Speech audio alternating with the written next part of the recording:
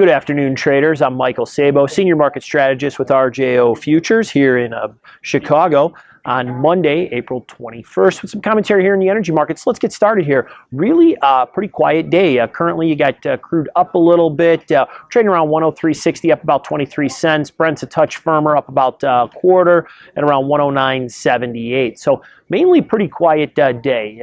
We kind of started things out here on the overnight a little bit. We did manage to come up here about another 30 cents from where we're trading at right now. We've been a little bit lower, but taking a look at the whole price action so far in today's session, we're fitting right inside Thursday's session. So we have an inside day going on. So, we're really starting to get some market consolidation here. Thursday was also inside day. So really starting to see things tighten up, looking for a potential breakout here. There's a strategy that you can utilize to play inside days. If you're interested in hearing how that works, give me a call and I can get into a little bit more detail with it.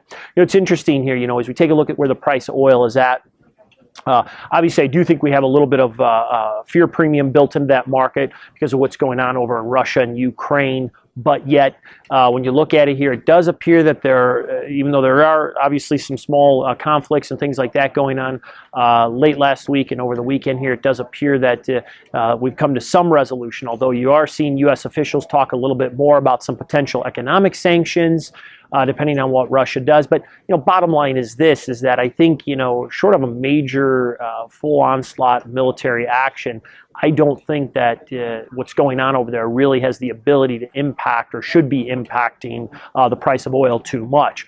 You look at oil stocks here in the States, it really appears that we have ample oil. And even though we have seen a slight improvement in some of the economic data suggesting we could possibly see an increase in demand, when you look, and I spoke about this in prior posts here, when you look at the refinery capacity utilization, refineries are already operating at higher levels than year-ago levels, and yet we're still seeing builds in the stocks. I really think once the fundamentals, if they continue to go down this road here and we start to see things slow down just a little bit here, that you could possibly see crude prices really start selling off. So you really got to make sure that you position yourself properly to possibly take advantage of that. 200-day moving average, you look at it here, we're well down in the mid-90 range. 50-day moving average is in the upper $90 range here. So I think that's ultimately where the market may look to move to, but kind of watching the technical setup here. Like I said, ultimately it's been really a kind of a quiet session, or people are coming back here after the holidays.